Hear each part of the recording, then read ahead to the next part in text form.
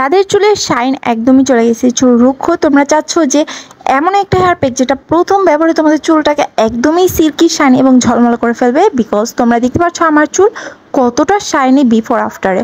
So আজকে আমি তোমাদেরকে একটি ম্যাজিক্যাল হেয়ার মাস্ক তৈরি করে দেখাবো, যেটা খুবই সহজে তোমরা তোমাদের ঘরে থাকা উপকরণ দিয়ে তৈরি করতে পারো। তো চলো কথা না বাড়িয়ে মূল ভিডিও ইন্ট্রো দিয়ে শুরু করা যাক।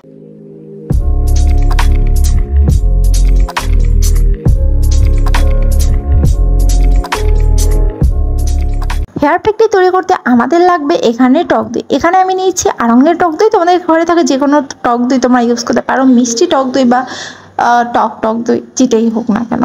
সো এই টক দইটা হচ্ছে যা দেখছো এটা সম্পূর্ণ ভরা ছিল, আমি খেয়ে শেষ করে ফেলছি কারণ ডায়েটে আছি।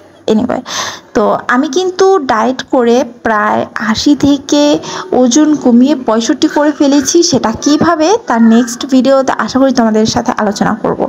তো এখন যেটা বলছি আর কি, তো টক দইটাকে খুব ভালোভাবে ফেটে নিব। তারপর আমি এখানে নিয়ে নিচ্ছি ডিম, এটাকে ভালোভাবে ফেটে নেব। তারপর নিচ্ছি আমি লেবু, এরপরে আমি এখানে নিব তেল। এখানে আমি কোকোনাট অয়েল অ্যান্ড অলিভ অয়েলটা ইউজ করছি। তোমাদের ঘরে থাকা হার্বাল অয়েল বা যে কোনো তেল তোমরা ইউজ করতে পারো। খুব ভালোভাবে মিক্স করার পর সবগুলো খুব ভালোভাবে মিক্স করার পর আমি এখানে নিয়ে নিচ্ছি কন্ডিশনার।